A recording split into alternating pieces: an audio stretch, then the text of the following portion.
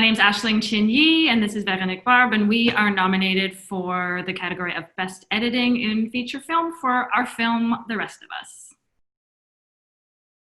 So something that was really fun and a challenge that we took on in cutting The Rest of Us, which I also directed as well, but it was coming up with, or really playing with the tension between the dramatic moments and the humoristic moments in a way that it really reflected the nuance of real life and the personal relationships that these women were going through in the film.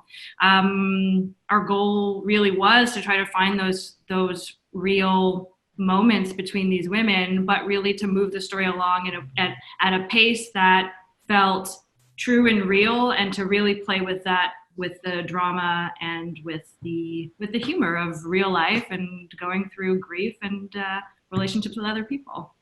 I think about this tone that that Aisling was talking about. I think the tragicomic tone of the film, we were able to achieve it because of the performances of the actresses. My favorite editing tip is to simply talk about the script before even the shoot. So I think it's really important to talk about the director's vision before the director shoots, because that's when we have the opportunity to anticipate any challenges we might face in the edit room. So it's a way to be sure that we have everything we need to edit the film, all the ingredients. It could be about clarifying an intention, adding or removing some dialogue or information. It could be sound, dialogue, visual. It could be also talking about the psychology of the characters. Is it clear enough? Is it too clear? Should we remove?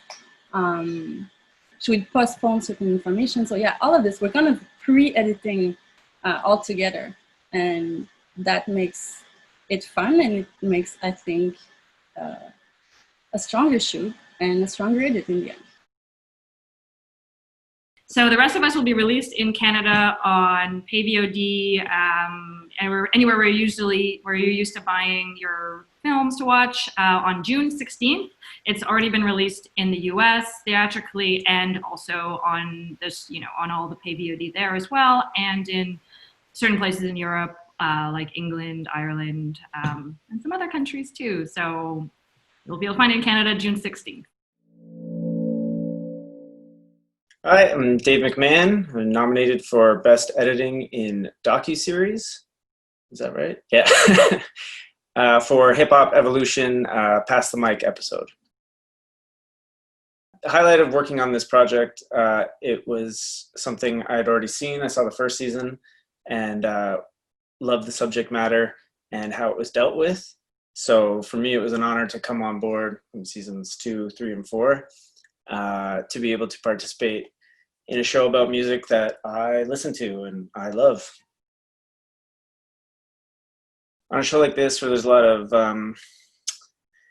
moving parts, a lot of different stories you can go to with different interviews, and it's all very interesting and fascinating, I found I needed to clear my head before I started the day, because there's many different ways you could go with storylines. So I would actually meditate, and that helped me kind of clear out everything, focus on one story point, and go from there, instead of just being bogged down with, I could go this way, I could go that way. That's it. It's kind of a weird one, but that's where I'm at. You can find Hip Hop Evolution on Netflix. Bonjour, mon nom est Ivan Thibodeau. Je suis en nomination pour le film Delphine dans la catégorie meilleur montage pour un court-métrage. Ce qui était très intéressant pour moi sur ce film-là, c'est que c'est un film qui était construit, écrit, réalisé et produit par des femmes, et qui est aussi raconté du point de vue d'une enfant, d'une jeune fille immigrante. Donc évidemment, moi, en tant qu'homme québécois, canadien de souche, ayant été ici, tout ça était un assez gros défi pour moi pour me mettre dans la peau du personnage. Ça me forçait vraiment à réfléchir un peu à ma façon d'aborder le tout. parce que ce sont des situations que je ne connais pas comme telles, que je n'ai pas vécu moi-même. Alors, ça a été vraiment intéressant, un processus pour moi de justement essayer de défaire mes stéréotypes et essayer de me placer à la place du personnage principal. Ça a été vraiment un exercice très intéressant pour moi. Alors, un des trucs que j'aime utiliser surtout pour le court-métrage, parce que ça le permet, en long-métrage, c'est trop long, mais pour le court-métrage, j'aime bien revisionner tout le piétage une fois qu'on a un montage qui est proche d'être fini. Seulement pour essayer de revoir s'il n'y a pas des morceaux qu'on a laissés tomber en cours de route, qui au départ nous semblaient peut-être futiles ou inintéressants, mais qui le sont devenus étant donné la route choisie au fur et à mesure du montage.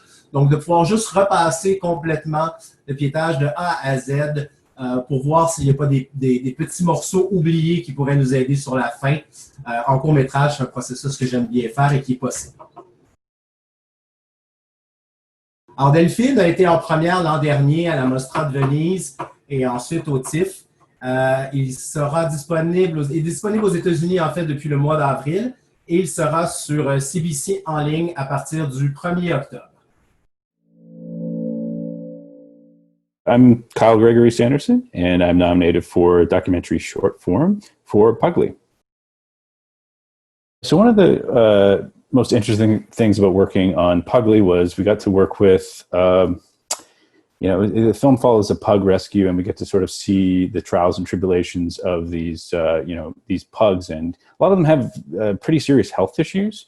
So it was really interesting in bringing this issue and being a part of bringing this issue to light in terms of, how pugs can have these like really sort of like small snouts, and that can lead to a host of breathing issues and such. And yeah, it was just really interesting to sort of be a part of raising awareness, because it was something that I didn't really think about that much before, that we're kind of in domesticating these animals, we're potentially causing harm to them. And, people have to sort of take care of these really, infirmed sort of animals. So, yeah.